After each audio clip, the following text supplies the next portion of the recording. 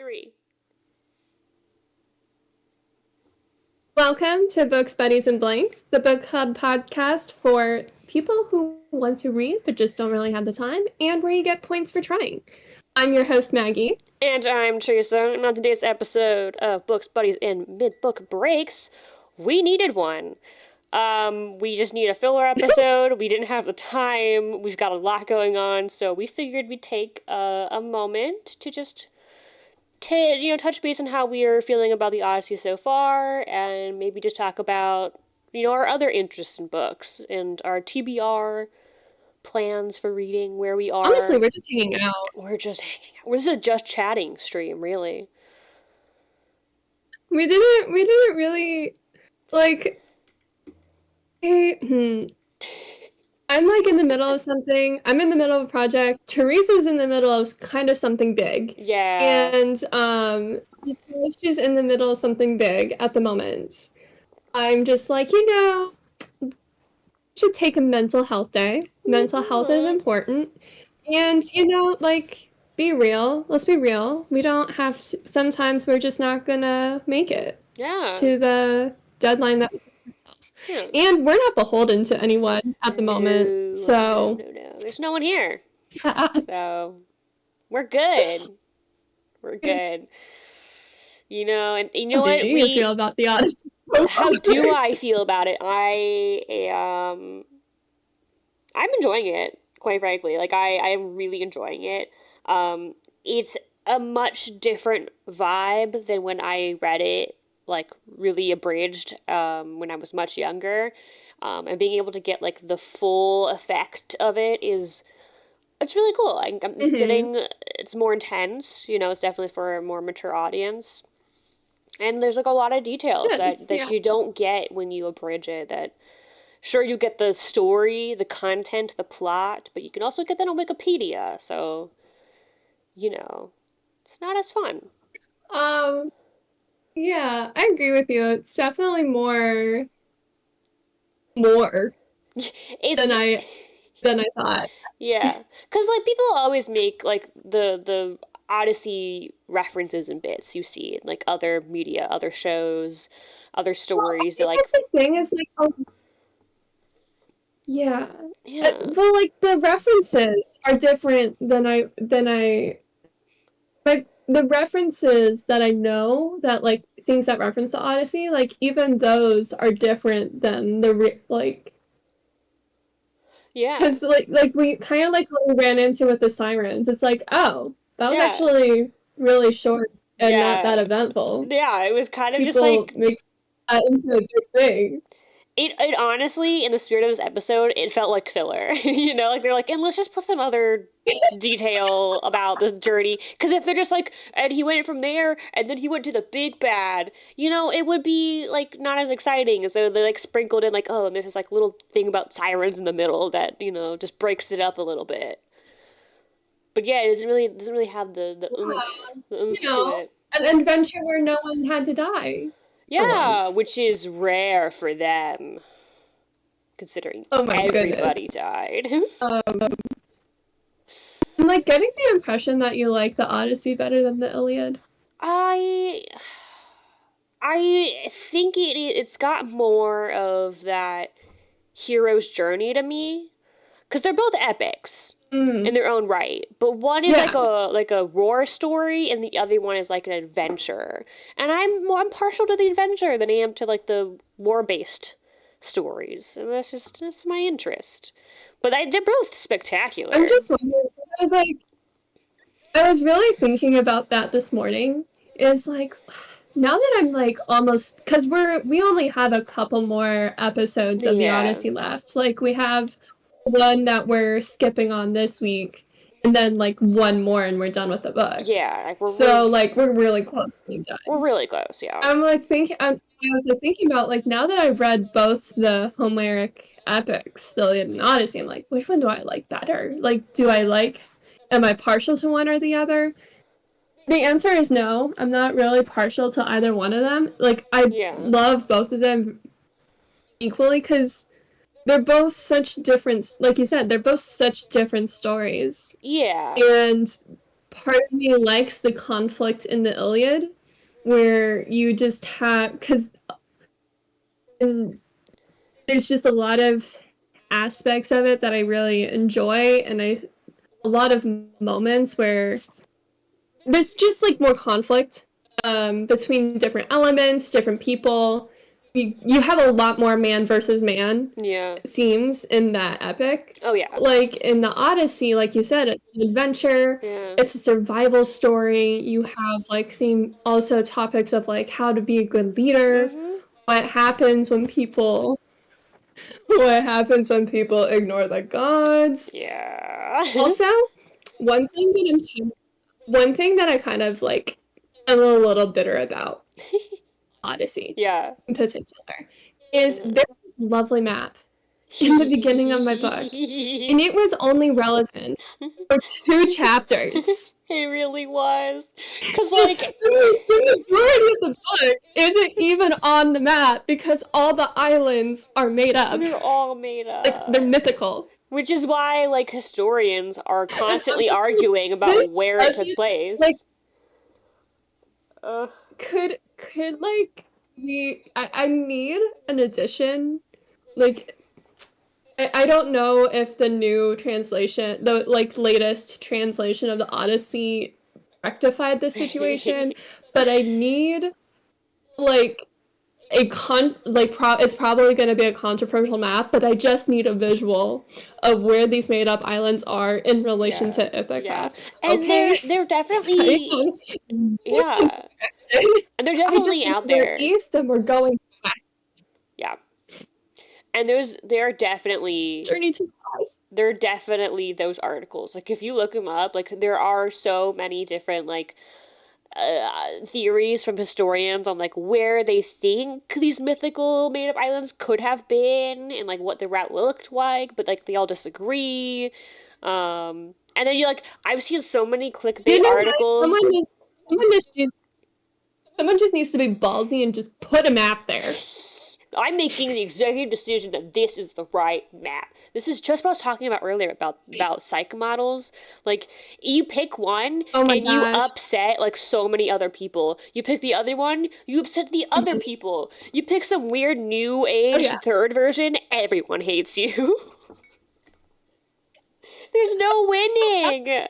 So you could publish a map at the beginning, and you would have about 50,000 Redditors online talking about how it's so historically inaccurate and blah, blah, blah, blah, blah. It's like, you can't. I don't care. It's a mythical, first of all, mythical islands. Second of all, I am very directionally challenged. No, same. All I've gotten so far is that we're somewhere in the east of the Mediterranean, and Ithaca is west of wherever Odysseus ended up, and he's trying to get back there. And I'm just like, okay. Yeah. I have no gauge. No, same. Of how far this actually is, like, whatsoever. Like, I know. Like, even when we were trying to look up the distance between Ithaca and Pylos. I do. Oh, that whatever that one was. Yeah. Menelaus is Hedum. Yeah, where that guy's from. It's like 200 miles or something. Yeah. So it's like, clearly they did not, like, in that time period, clearly it wasn't an overnight trip. It took a few nights, probably. And, like, today, that's just a 2-hour drive for us. Yeah. Yeah. Like, I know where Ithaca is. I know where Troy is. Mm-hmm. And that is it. That's it. That's all I know for sure. Everything else, big mystery. Wouldn't know what to tell you. But that's why. That's my main grievance. Yeah. That's pretty much my only grievance so far with the Odyssey. At least the Iliad was like, we're on this area right here. No one leaves. We stayed in one place. Right here. The most we do is walk between this encampment and Troy. And then from Troy to this encampment. That's it. Back and forth, back and forth. Actually, the siege warfare in that book was really interesting. I enjoyed it. It was very fascinating. I really had very little knowledge about the Iliad as a story going into it. I had read the first part of it, the conflict between because I was a criminal justice minor, and so we did analyze the beginning of the Iliad, which is that disagreement between Agamemnon and Achilles, which, like, from a legal standpoint, like, what that looks like. And so that's it. That's, like, all I knew about it, was, like, that these two dudes were fighting over stolen goods and a lady. And so that's all I knew. Yeah. And that it was, like, the Trojan War. And I really enjoyed it. I was pleasantly surprised by, like, how much melodrama there was. I'm like, look at all these men being dramatic, stealing horses.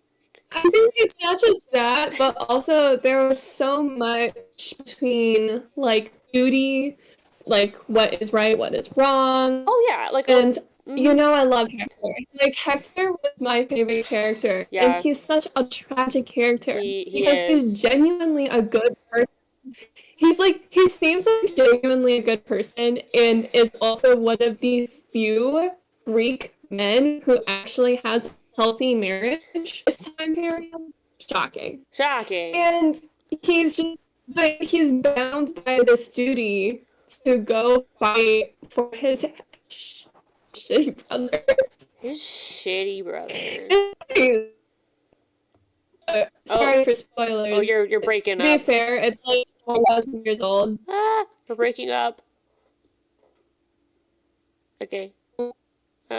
Internet's shitty sometimes. It'd be like that. No, sometimes. There we go. Try talking. Hello? There you are. Hey, welcome back. Okay. My internet craps in and out.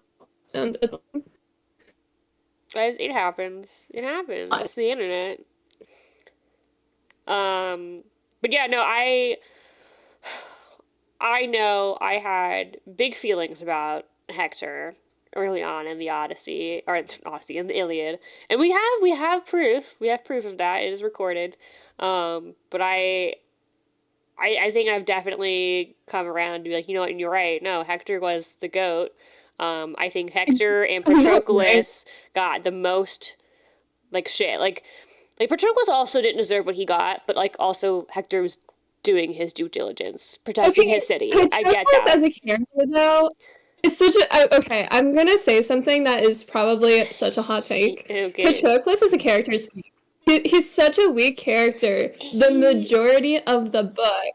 Yeah. And then the only reason why we know he was this great man is because of the reactions of the people around him when he dies. And he, but the majority of the book, he was just kind of like, eh. Well, it's... Hector, the majority of the book, was like, yeah! Well, like, Patroclus starts off the story as being more of a, like, come on, Achilles, you gotta get out there, you gotta do your thing, I'm your friend, come on. But then he really...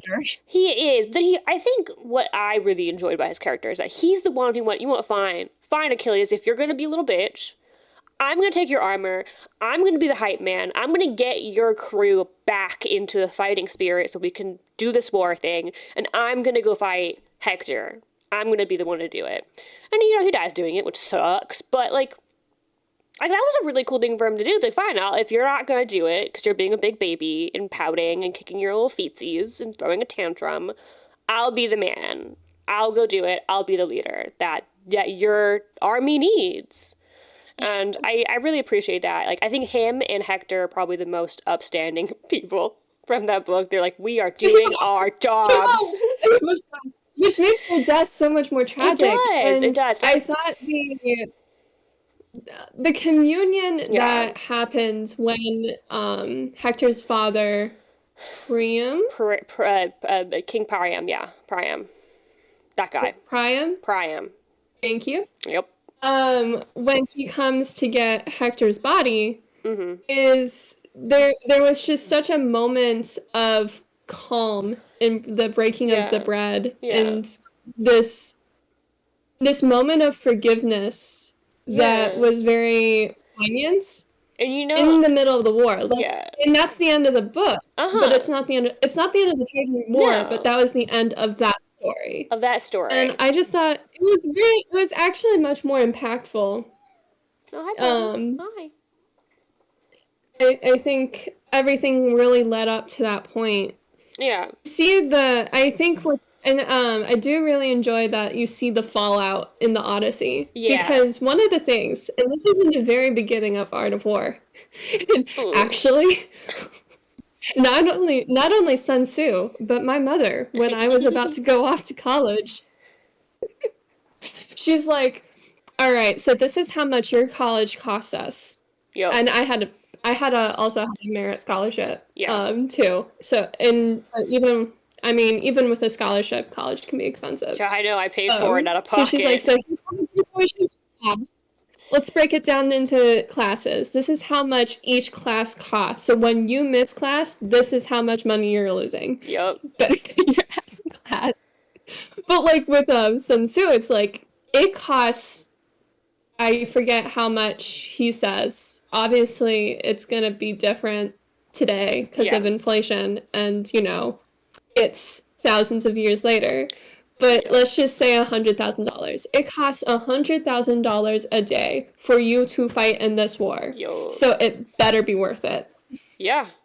No, it like, costs a lot of money. You see, it costs a lot of money. It costs men. It costs lives.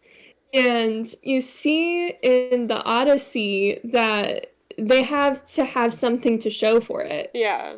Like, they can't just go back empty-handed. Like, each person had to have something to show for it. Yeah, so, like... And not just... And part of it was valor, That's how they tested their mettle back in the day. But, like, it was... I just think that's really an interesting aspect of the Odyssey in particular. Yeah. Of, like, seeing the fallout war. Yeah, I agree. I think it is really interesting to see, like, what it looks like when they're done, right? They did it, they won the war, and that's usually in, like, most of those kinds of movies where the credits would roll, you'd be like, great, we won, good day. Yeah. But, like, there's still so much to be done after, and there's always going to be fallout, things you lose or gain. And war is expensive, so, like, you better be plundering islands on your way back, because you need that. That's important. And screw them for having what I want. I'm gonna take it. Yeah. That's war. You weren't in this war, but You just hit the nail on the head, Theresa. That's precisely it. Random islands catching strays after a war. Like, they did nothing but be in the way on the way back. That's like you rob a bank. How dare they? How dare they? It's like robbing a bank. Like robbing a big bank, and then as you're leaving, you, like, also decide you're gonna, like, stand up a Wendy's. Like, why? What did the Wendy's do? Or just steal a woman's handbag. Yeah, like, on the way out. Right, like, what did they do? What did they were just there, and you just decided you didn't have enough. I think that's one thing I was pleasantly surprised about with Homer, is, because you don't really get this a lot in some of the other epics, but he doesn't shy away from a lot of realities. So, like, in the Iliad, he makes sure he lists his lists, man. There were entire chapters of of the names of the people who die and how they died. Mm-hmm. And in here, you have the PTSD, like actual PTSD, of the men who fought in the war and are still mourning the loss of their friends. And he doesn't shy away from that. You also have Agamemnon. That reality. You also have Agamemnon who just pissed you about getting killed. Like, that's it. He's just like, cannot believe my wife killed me. Are we gonna mention? Oh my gosh. And in case you didn't remember what happened to Agamemnon. His wife killed him. And... mentioned it like 5 times. And oh look, you get to meet him too, and he's gonna let you know. He's gonna beat that dead horse for sure. And then he gets his own trilogy. Yay for him. Oh my God. Oh my goodness. Side note, going back to the thing about college money, um, I really, really wish more parents did that with their children. Because I don't take attendance, right? For me, taking attendance, Don't? no, Oh, because we got points docked if we missed more than like two classes. Like we actually and would drop and grades. here's my thing. A lot of professors do that. I don't do that because one, I don't think I should have to incentivize you to come to class and learn. You should want to come because you want to come. If you don't want to be there, quite frankly, I don't want you to be there because I'm here for students who care. Two, shit happens. I got sick a lot in undergrad, and I had really cool and understanding professors who like worked with me. But it was always a big stressor to be like, oh crap, I'm sick, and now I'm also stressed about losing points. Or like something big came up and I just couldn't make it, or my car broke down, right? So life happens. I'm an adult. I'm a person. They're people, and I like to give them that grace. But what I do is I make sure that I include information in the lecture itself that isn't in the PowerPoints. So even though I post my PowerPoints, there's information I give from the lecture that is going to be on exams and quizzes. So that incentivizes them to come. But I always tell them syllabus day, I'm like, look, I don't give attendance because I'm an adult, you're an adult, and I get paid regardless of whoever comes to my class, right? I still get paid at the end of the day. You're the ones that are losing out on the money, not me. You are. So if you value your money, or your parents' money in most cases, and you care, and you're here for a reason, then come to my class. If you don't, you'll just fail, because you won't be here to get the information you need. And that's on you, not me. That's on you. You're an adult. I'm not going to baby you. So that's usually how I approach it, because, again, they're adults. I'm not going to tell them what to do. If they want to waste their money and not come to class, that's on them. That's their prerogative, and they'll learn from that. Okay. Low-key, just I knew what you were saying, but my internet like completely dropped me. It's So okay. like, that whole soliloquy, I just cut the thesis of it because my internet. Well, It's gonna make me go crazy. You can listen back when we post. And then you can sit there in silence and Okay. go, wow, that was so cool, Theresa. I'm so glad I got it now. Actually, I'm actually going to mute you and Go move for to a it. different location in my house that hopefully does have better internet because this is Okay. just getting annoying. Okay, So one second, I'm gonna go to the basement. all right, I'm gonna try filling the silence while you do that. Um, I'm not gonna get into it because like this could be its own like 1 hour stream part, right? Or even two. I could do a whole like 2 hour stream about this. Um, but I teach a lot of writing courses. It's like my bread and butter, and I love it. It's like my favorite thing. And so someone asked me a couple days ago about my opinions on and feelings on um, AI and writing, Oh particularly God. how to approach it in the classroom, and a lot of media I've been seeing around it because they showed me a YouTube short about some interview, and was like, "What's your take on this?" And I was like, "Oh well, let me tell you." And most of the time, when I see it in media, it's almost always talking about high school and middle school students. Which are, I think, the critical period, right? So, like, that makes sense that that's where all of the media and the talking points are about. But as a college student, or as a college instructor, who was once a college student, um, and who teaches writing courses primarily, I have a lot of very, very, very big feelings about it. Like, like, I'm I can be very opinionated about things because I think it's fun. But for the most part, I have very few things that I have a true, like, emotional passion about. I'm very, like, about a lot of stuff. AI and writing though, I didn't mean to, but I got into like a 1 to 2 hour like tangent like rant at nobody about it where I was just like, here's my opinions. And the opinion is I hate it. Oh, no. I hate it.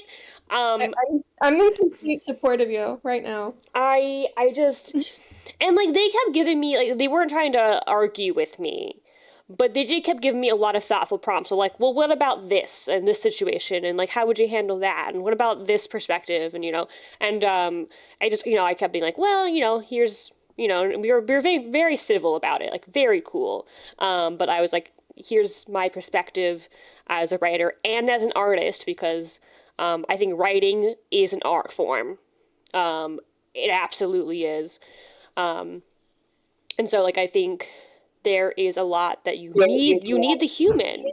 You need the person in the same way for art. Like our computers and AI can't make art because they're not people. They can make derivative like fan art, but they can't make art, original art. And I think it's the same thing with writing. And so I went on this whole tirade about it, and like I have a lot of colleagues who are just, I mean, I'm so against it, and a lot of my colleagues are also so against it. We're artists. We can get on a whole other rants about this. Oh. Good silence, Phil. I'm in a more... Oh, good. It's not.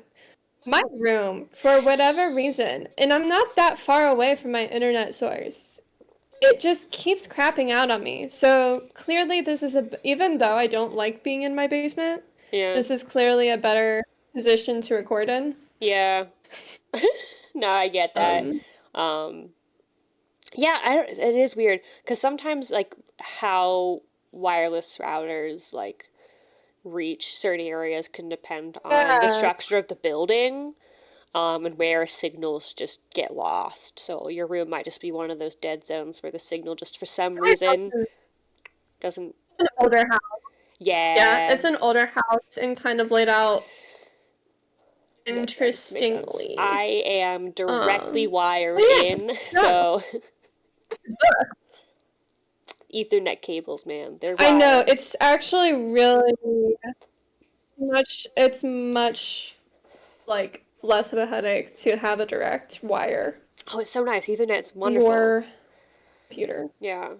Maybe one day when you have the money and access, you can get yourself a halfway decent desktop that could be wired in. Wouldn't that be nice? One day. Oh my gosh, I want a desktop so badly. It would make my life so much easier. I mean, I was lucky that I grew up in a house that was very resourceful and very good at finding really old technology and fixing it up. So like we could get really old PCs and then just revamp them. So we had a handful of halfway decent like PCs growing up. We didn't have any consoles because that's not something you can like fix up and build. You have to buy the console, and that's very expensive. And so we were able to get away with some like really cheapy things with our PCs, but it was it taught me a lot about technology, especially because we grew up in the age where like computers being in the household started becoming a thing. Like I remember when we had dial-up. Oh, dial-up. I did not have dial-up. Well, okay, we were born the same year, I think. You're a few months older than me. So if we did have dial-up, I don't remember it, and I don't remember using it. The thing is, memory from when I was young. It's foul. Yeah, that's how that works. Infantile amnesia and all that. But we no, I don't remember. Because the income situation, the financial situation of my upbringing, we were always about 5 years behind whatever was the current technological new thing. And so I grew up very much like I was living in an older time period, just because that's the way that's the way my house operated. Like I got all the hand-me-downs and stuff from my older sisters. Oh my gosh. This is where I think, like, there's a lot of things where I'm like, you'll say something and I'm like, oh yeah, she's so much older than me. And I'm like, oh wait, I'm you're not. not that much older than me. You're like a year older than me. And Yeah. I'm like, oh yeah, because you talk like a 90s kid I know, and sometimes. I And I'm think like, even though we were born late 90s, so yeah, like I really have my memories are more of the early 2000s yeah. as like I was more of a 2000s kid. So that's kind of like where my memories go to Uh-huh. instead of like I don't remember much about the 90s at Yeah, all I because, I was a baby. right? Right. So like I was I am a Gen Z. We're the very beginning of Gen Z, me and you. But I think people think I'm a millennial sometimes because Yes, I do. I grew up in an environment that was very much so all of my older siblings. And they are millennials. And so Yes. like I grew up listening to like their music. So like New Kids on the Block, Aaron Carter, Backstreet Boys. That was my era because I took everything from them. I didn't get to be with the Mhm. times. And so like I would have friends who'd be like, Big Time Rush, and I'm like, Aaron Carter. Like it was like a really weird disconnect because I had all like the poor people stuff that was like older. And so like people were playing, their new console games, and I'd be like, I have mini clip on the internet. And so I'll say things sometimes to my students, and they'll look at me like I'm nuts, and I'm like, no, please, please, no, I'm part of your generation. I'm cool and hip like you. And they're just like, no, you're old and lame. I'm like, that's not fair. I'm I'm the not. youngest, so my brothers have more memory of that stuff. Yeah. Um, yeah. What books did you read as a kid? Oh We're my book god. Oh podcasts. my god. We should Talk to talk talk. about books. So I think I will say the first book I read that like a chapter book that wasn't a picture book that really stuck with me was Cats with Wings.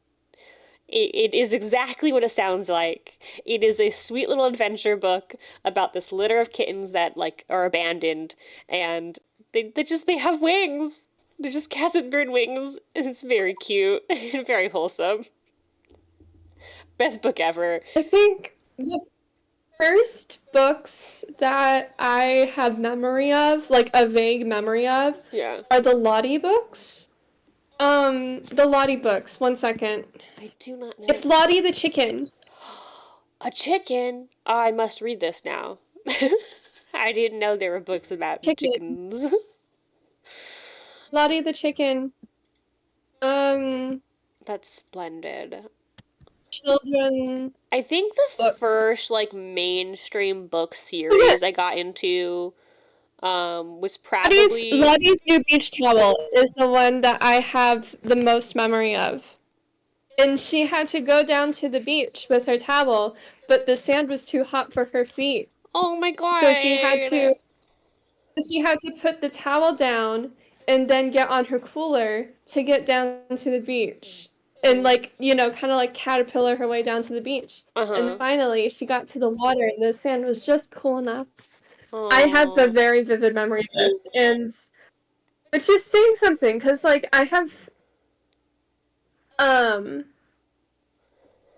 into my whole childhood. Yeah, It was yeah. pretty like in the brain it was pretty uneventful, but it wasn't. And so there's like things that like I know I can pick out as like I remember this and I know this for sure happened.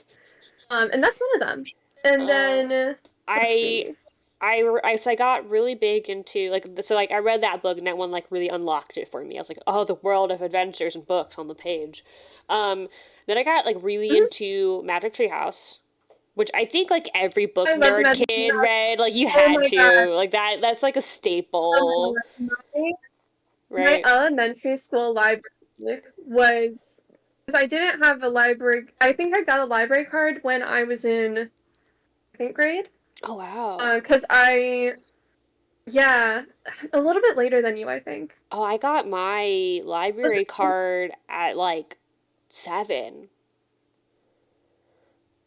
Oh, I was We the were same age then. Yeah, we were big library kids, because we had one right down the street from our house, and so We have like social life. Yeah. Wild. Um, We were huge library kids oh because yeah.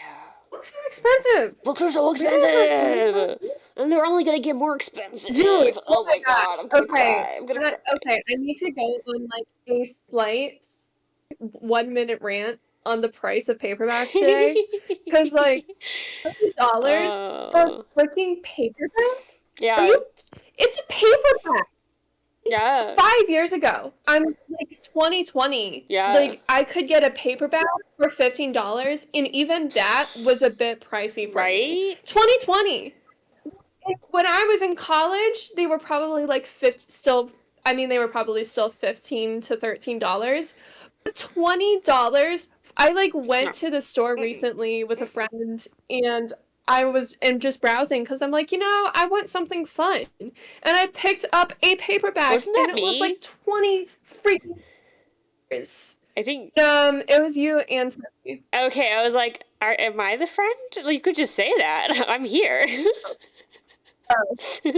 It still astonishes me because it's only Oh, like yeah. a few dollars difference from the hardback. And if you want to make literature more accessible, first of all, libraries. I'm all about libraries. Oh Go my to your god. freaking library. Fund your libraries, please. Go to your library. They're Libraries are critical. free. They're critical to literacy. Oh yeah. But to be able to own like the Odyssey and Yeah. annotate my own book and make notes in it, it's Yeah. like how is this more accessible? Like we're Mhm. supposed to be the age of accessibility. Yeah. This isn't accessible. Yeah, and then This is like where right? like this is where kind of like book collecting and consumerism I think really ruins things for me. Yeah. And then you I'm not have $20 right. paperback for Yeah. paying $20 for a paperback. Yeah. That's where I draw. Yeah. And what gets me then too is that they will then charge an ebook at like $15. And I'm like, how dare you charge me $15 for a digital book? I learned this recently. So libraries, gosh, love libraries. Love them. They have to basically subscribe to something. Like they have to rent ebooks for you to like download them on the Libby app. Yeah. So they like, and it's like, I don't know, like $60 for an ebook a year for the library. Like for one copy of the ebook. Yeah. That like gets rented out to multiple library users. Right. Obviously. But like, and then they have to renew that charge. So getting ebook for the library is more expensive than just the price of a regular regular physical book. Yeah, that you can just have in the library. In one charge. Oh my gosh. And then on top of that, they get and so the library will have like 2 copies of a book on ebook, and then like each person gets to rent it for like 3 months. So then like you're on a waiting list that's like 6 months long because you have to wait for all these other people to get through it. And I'm like, well, I might as well just go buy it. I know. So frustrating. It's like some of the more popular books, it's like I'm still not willing to I'm not willing to buy a book unless I just have that feeling like I need to own this book. Right. If I haven't had that feeling in so long. If it's a book I know so, like, and will reread and do love that book and it means a lot, I will buy it to own. But other than that, So my bookshelf looks really boring because it is a bunch of classics, because typically those are the books that I'm like, I want to annotate. Yeah. I want to have my own copy of. It takes me a really long time to read them. So like I can't just rent it out for 21 days. And in classics also, like if you just get the regular Penguin black paperback classics, they're cheaper. They're so much cheaper than newer books. But like a lot of times they're abridged. So it's just easier. Yeah. It is, but sometimes they're abridged, or sometimes they like are a weird translation, or like they're just I do my research. I do my for classics. I do my research. Yeah, oh, for sure. But like also the Penguin Classics covers are ugly. Still, They're ugly. I don't like them. Well, I don't really care about classics are like one of the few exceptions where I don't really care about the cover of the book. I care if I care Modern about books, it. I can't. I'm not saying it's like wrong to care Yeah. about it. I mean, book covers are Yeah. don't judge a book by its cover is such a dumb saying because, like, Oh, of course you're gonna judge a book by I its cover. judge There's a so cover for a harsh. reason. Yeah, and But that's why like when you charge. I've done my research on a book, like a classic, I don't really care about the cover so much. But if I'm like just book shopping and a cover catches my eye, like of course I want that cover to be aesthetically pleasing. Yeah. That's No, silly. who wouldn't? It's pretty. But I totally agree. And that's Yeah. why, like, cover illustrators get, they need to be paid. Cover artists are incredible at their work. But I will say, someone's got to start I keeping them know. I know. accountable because some of the I more think recent covers are just like I'm done. I'm done with the like big colorful font and then a bunch of random filigree around it. And I'm like, can we be a little bit more creative? All the books are starting to look exactly the same. It's boring. well, you've had this discussion before We have. where the full color, like the full cover illustration. I'm so picky. I'm such a prude, honestly. Sometimes I'm like, oh my gosh, am I just becoming a snob? Yes. Because like we were book shopping together and we saw a cover and you were like, oh, this is gorgeous. And I'm like, I don't like it. I like pretty art. If it's pretty, if it's like a piece of art, like if I was on Instagram when I saw it, I'd be like, that's pretty. I want it then. I want that book. But Yeah. I Also, do get it. like it should function as a book cover, and Yes, that which I particular book, get. I have no idea. I honestly have no idea what book we were looking at. I don't I know what the know. cover looks like, but I have no clue what the title of the book I was. cannot remember the title of that book, but I have another book by the same author. And I'm assuming they did this Okay. the same artist did the same cover, which is why I was like, that's pretty because I have the other book on my shelf and it's very pretty. The one I'm talking about is a tea steeped in poison. Very pretty Oh, cover. I've heard of it. Yeah.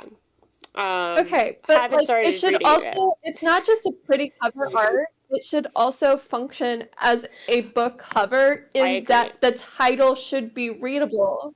And I that title wasn't readable. I Like believe all it. you were Yeah. seeing was the book cover.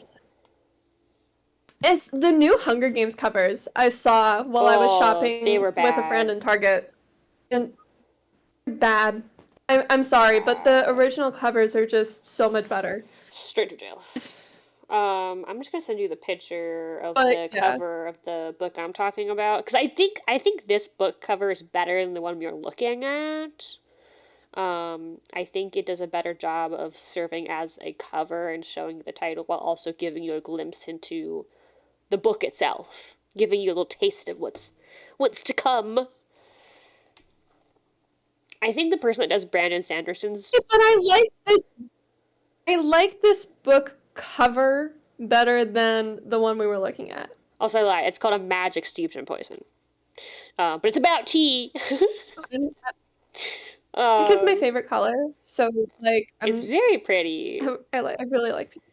Yeah, I'm Which not gonna is funny lie. because pink doesn't look that good on me.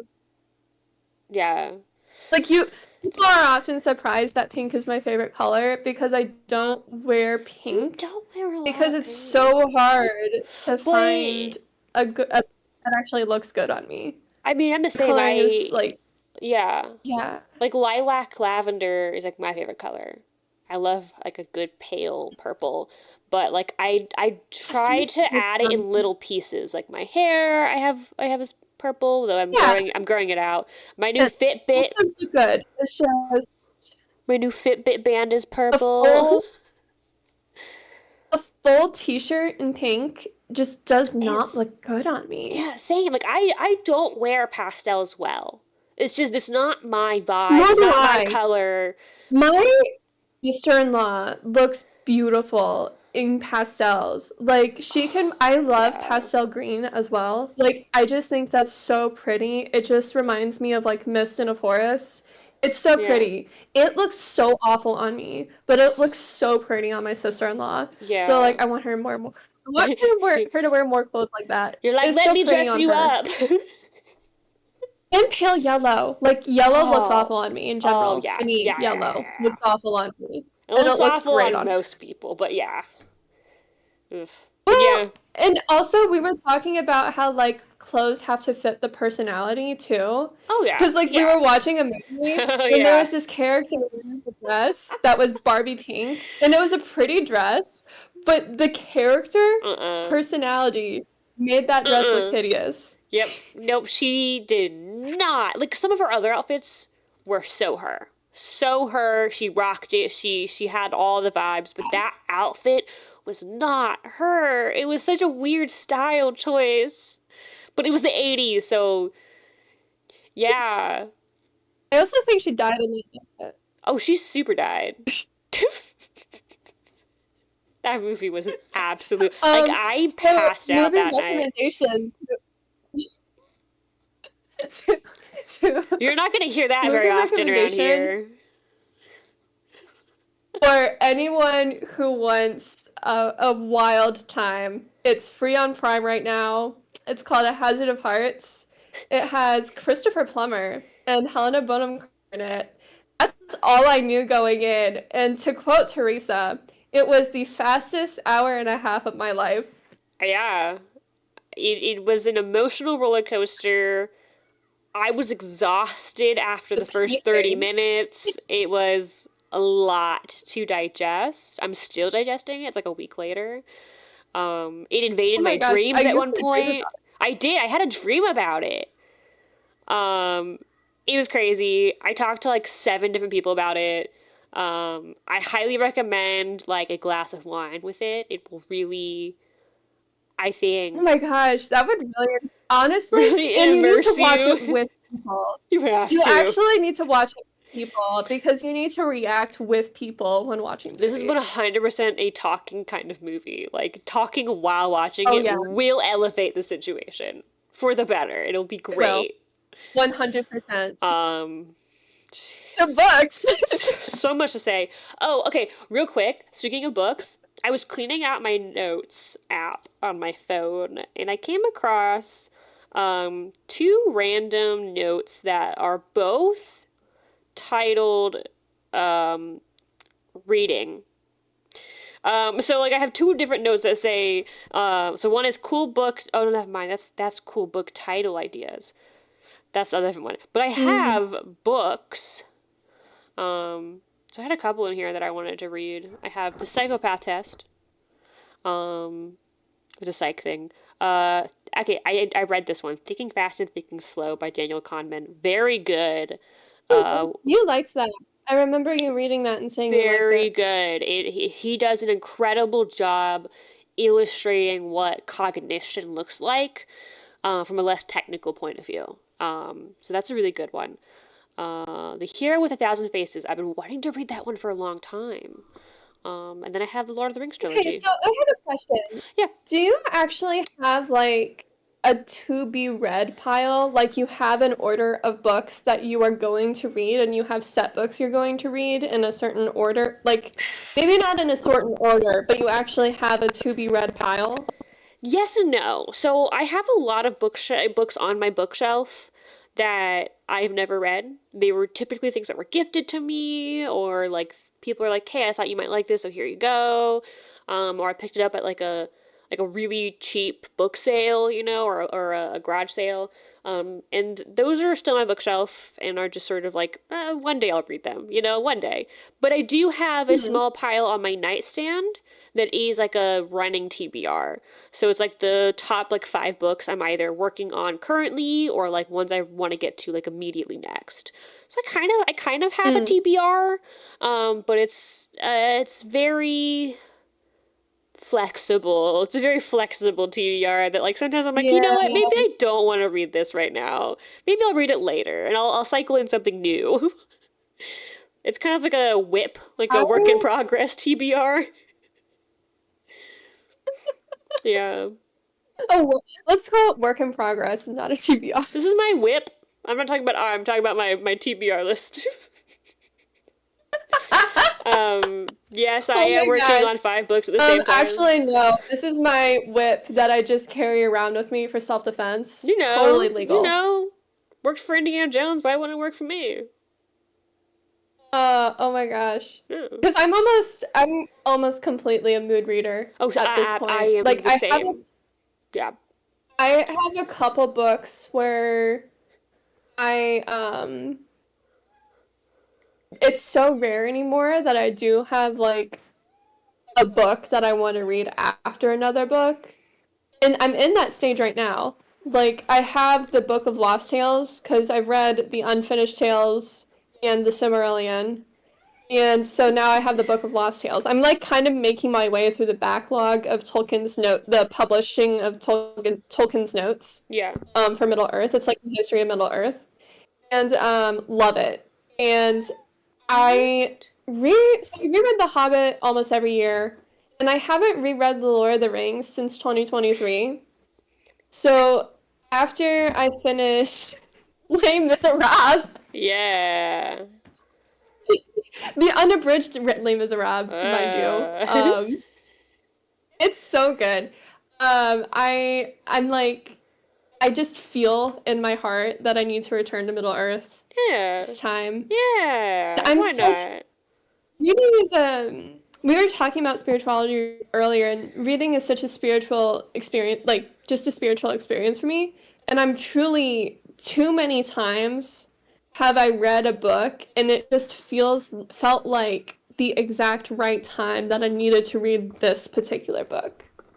Yeah. Yeah. No, Like it yeah. came to me at the right time. Yeah. And like that's why I'm like, PDRs, what are they? Yeah. I kind of do that with like The Last Unicorn every once in a while. I'd be like, yeah, I gotta reread it.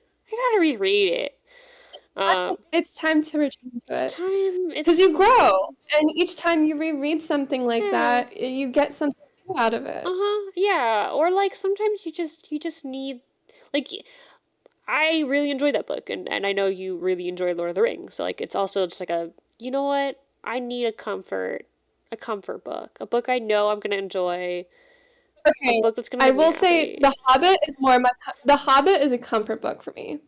The Lord of the Rings is my spiritual practice. That's fair. Like, That's if I fair. weren't already Catholic, I would be Tolkien. No, I get The that. Church of Tolkien.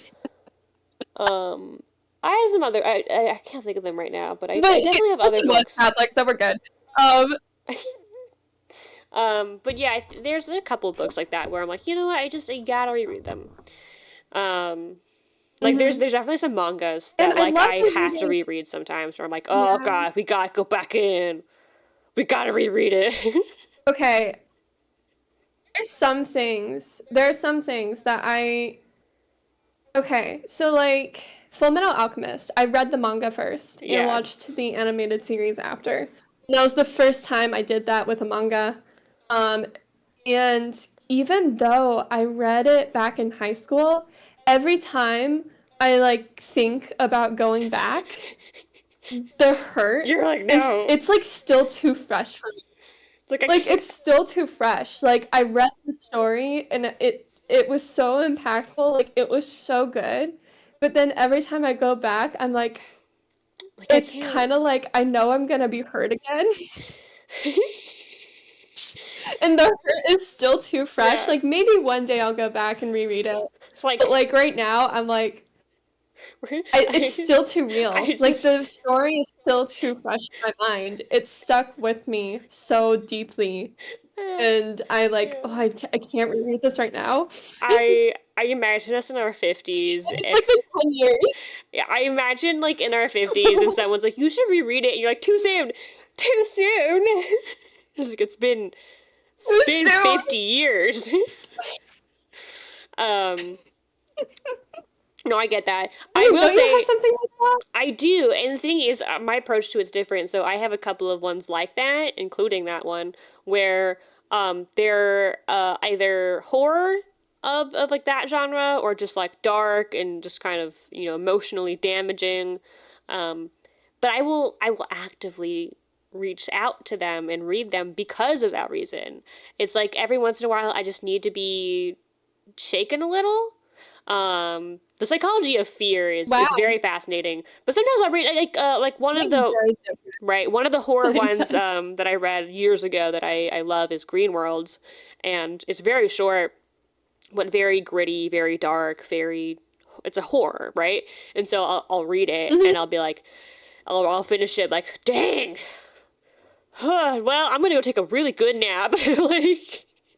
Like I just need the psychological damage a little bit. Um, like, What? I you don't know? understand Okay, that. okay. You know the song. You know the great hit, Somebody That I Used to Know. Yeah. There's a line in the first verse that's very it hits home. You can get addicted to a certain kind of sadness.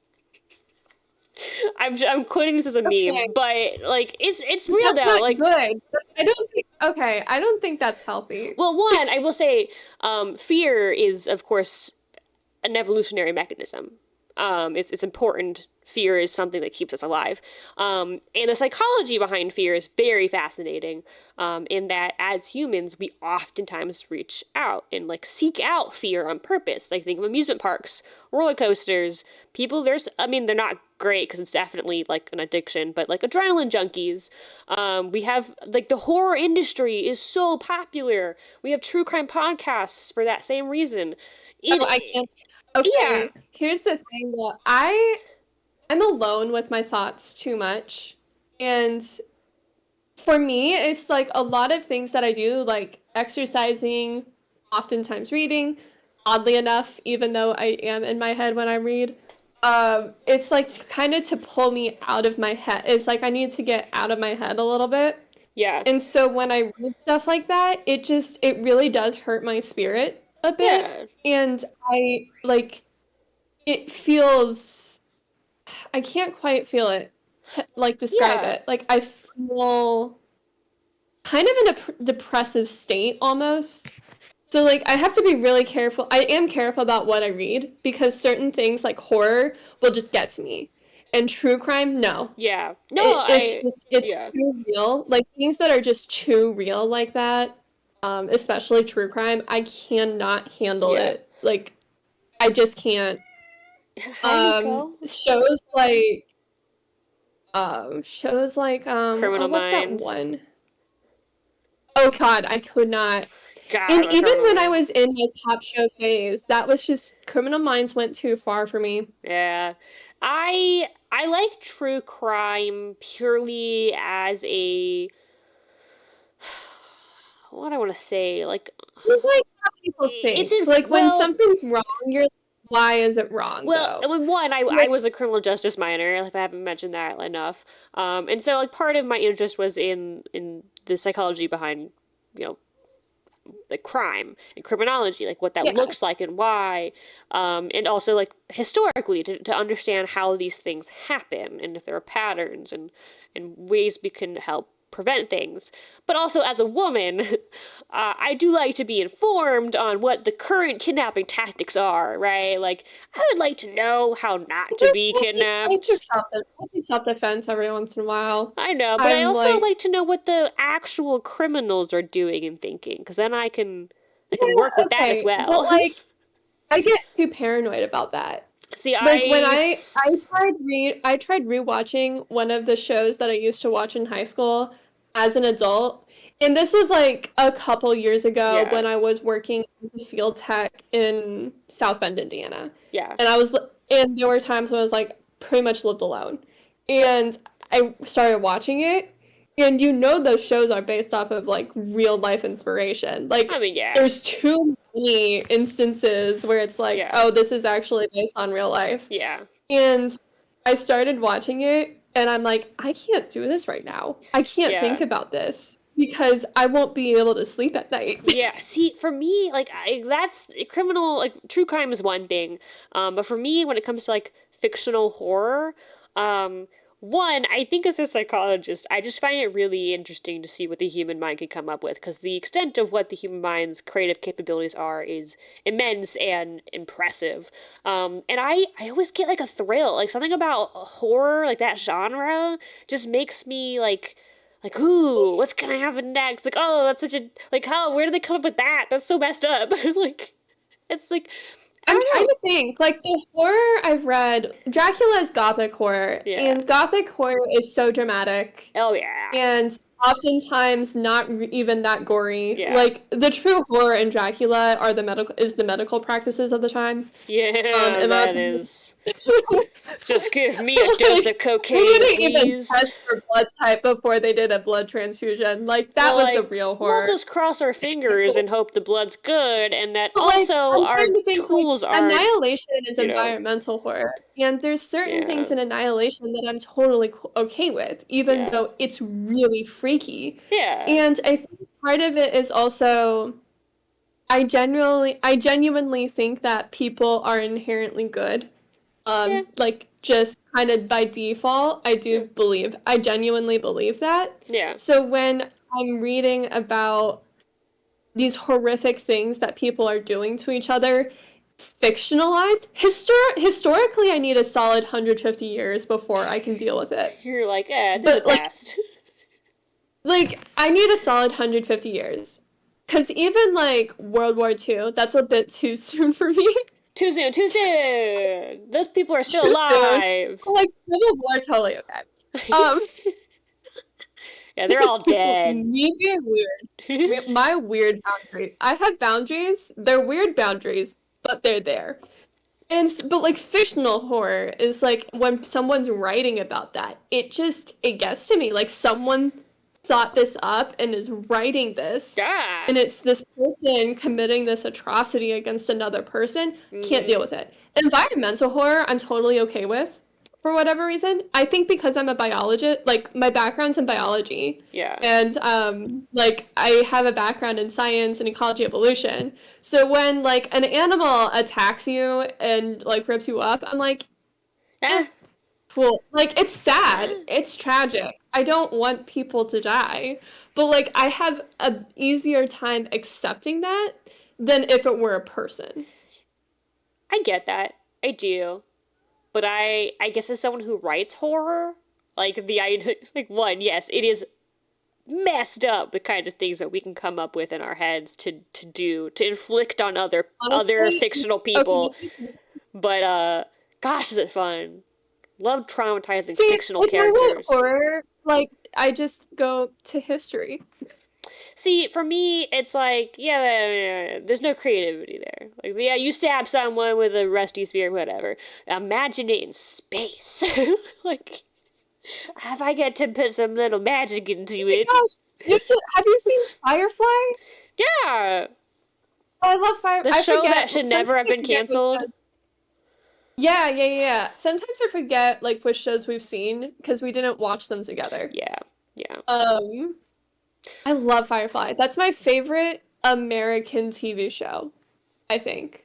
It's really good, yeah. My favorite American TV show, my favorite cartoon is Avatar: The Last yeah, Airbender. That's And then like one of my favorite TV shows of all time is like Merlin, The Adventures of Merlin. Oh my gosh, so good. Anyways, so where was I going with this? I don't know, but we gotta wrap up because I do gotta make dinner. So I was talking with Dennis about the horror genre because I was like, I have such a hard time like dealing with this. Like this is why I avoid this genre. I'm such a scaredy cat. That's fair. It's fair. And he was talking because he also likes horror, especially movies because he reads so much for his work. So like movies are his. Oh yeah. It's kind of the opposite for us, where it's like the opposite of me, where like I'm on the screen so much for art for my job, where reading is like my downtime. It's kind of the opposite for him. And so he'll watch a lot of horror movies and like a lot of B-rated horror movies. And there's a specific freedom, there's such a freedom in the horror genre to be able to talk, like, actually have topics kind of in that discussion that is sometimes, like, taboo in other genres. Because, like, horror can really push those limits and, like, push people to the brink of like what's right and wrong. So like I really appreciate the horror genre even though I cannot deal with it. Yes, yeah, it definitely does a really good job of being able to discuss moral and ethical boundaries that we couldn't otherwise discuss IRL. You get to kind of explore that with characters and setting and stuff like that. Mhm. But I also think one thing that's really interesting as a psychological tool, it provides the ability to kind of explore fear in a controlled Mhm. environment. I know reading horror that I'm safe, I'm okay, and so I get to kind of explore what fear and anxiety and all that is like, and kind of, Mhm. work with it to kind of be okay feeling that and to be able to kind of also experience some other things at the same time. Like maybe I get to think about my own like moral and ethical limits and boundaries, and Yeah. it's a Yeah, no, that makes very, sense. yeah, I think it's a very important genre of writing, but I definitely get that. I've read some manga. I've read some things that Oh, even I know. even some Like, people in the horror would be like, "How could you?" And I'm like, "I don't know, man." I could probably read it now, but when I was first getting into manga early, like this was early high school, we were just being friends, and Yeah. Death Note was a big thing, Oh, Death and Note's I not would even. not. I know, It's but like, like the whole feeling surrounding it and like the whole aesthetic was so dark to my sunshine at the time. Like I was so, you remember me in high school. I I was so do, bright. I do. Death Note was such a joke, though. Like it's such a Not that meme. I'm not like sunshine anymore, but Yeah. like I was so Yeah. much more bright You were just, back then you had and so very much. Oh, it's good. idealistic. You were just Like so just hopeful. blindly, just blind. Like I'm still You were hopeful. so But like, very much the sunshine to your you were grump so at times. optimistic and like, yeah, life. And I was like, nah, none of that. I mean, we're still kind of.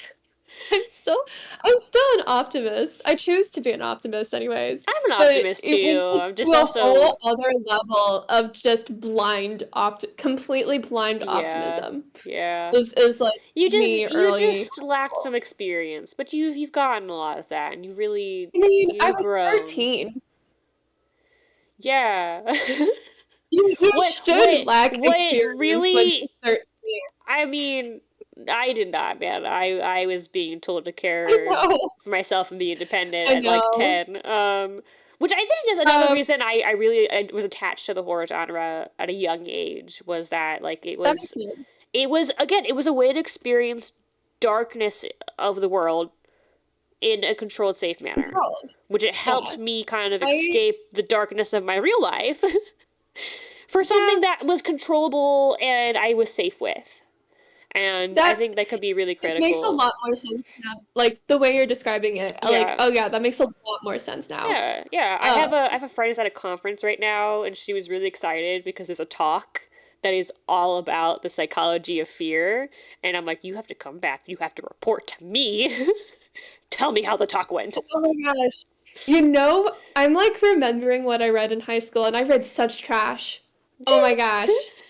Like, there is something to be said about, like, there's certain series that I loved in high school I would not touch now. Like, I can't go back to them. They need to stay happy high school memories because if I read them now, I'd be like, oh my God, I'm so disappointed in my former self. Um, See, let's see. Divergent. Oh my gosh. Divergent came out.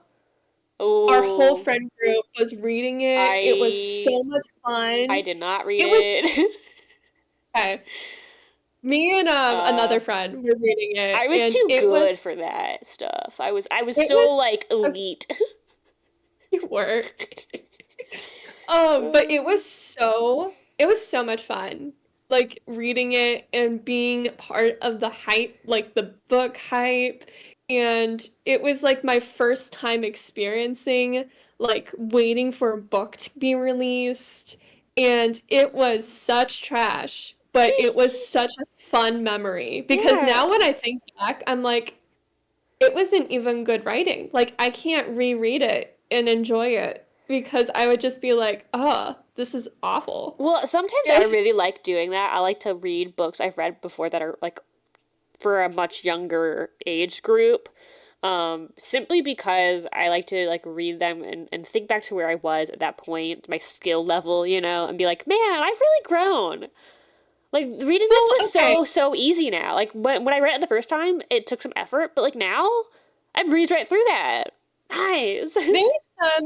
There's some things that I'm like are like divergent and like Yeah. they need to stay in high school. No, that's And then fair. That's fair. It should. other things like I reread Percy Jackson as an adult and loved it. Like I still love it. And I've even discovered a couple like kind of older children's series that as an adult and even reading them as an adult, I still love. I'm like, oh, I'm really enjoying myself. And it's a good story. And it's a story that I think can like doesn't really need an age limit of like who can enjoy it. Um, The Ranger's Apprentice, which is a book series I bought with you in the Yeah. children's section of Barnes& and Noble. It just looks good, and it is good. I've read like 7 of the books now, and they're actually really good. I would recommend them to anyone who likes fantasy. Yeah. There's no romance in it. Like just putting that out there for anyone who's hoping for a side plot of romance, because even Percy Jackson had a little something in the background. Yeah. But there's no romance. There's really no romance in this, and not much, anyways. It's Yeah. so little that like you don't read this for the romance, Yeah. and at least as far as I've read in the series, because Yeah. I've only read like 7 books in the series, and it's a long series. And then I'm almost done. Like I'm probably gonna finish reading it tonight. The Prydain Chronicles. They're kind of an older children's series. And I've mentioned this to you before. I know I have, but Uh-huh. they're so good. Like I'm reading the last book, and a few of the parts, such a gut punch, even as an adult, where I'm like, oh my gosh, I think I'm almost about to cry. And it's like, it's so good. And it's just like you have children's books like that, and then you have children's books like The Selection and Twilight and Divergent, where you cannot explain why you read it as a 13, 14-year-old person I did not read those and books, loved it. But it was like only yeah. meant for that age range. Yeah. All right. I need to go feed my cats. I need to go make dinner for myself. That's true. But I need to make dinner for this has myself been a too. I'm really hungry. fun filler, just chatting episode. So it was good. I It was know. productive. I hope you Um, feel less stressed. I do. This was really good. I needed this. Yeah. I hope other people needed this too. Um, Yeah. so we are going We'll talk to about the Odyssey next we will time. talk about Odyssey next time, books 10 through 12, and we will hopefully get It's not through 10 it. through 12. Is it? It's 13 through 16. Oh, yes, it is. It is. Sorry. Because We we did that end last like time. just before chapter Yep. 17. Yeah. But we will read the next group of chapters. So thank you if you started to stop by for this one. If not, we'll see you in the next stream. Yeah. Yep. Happy reading. Bye.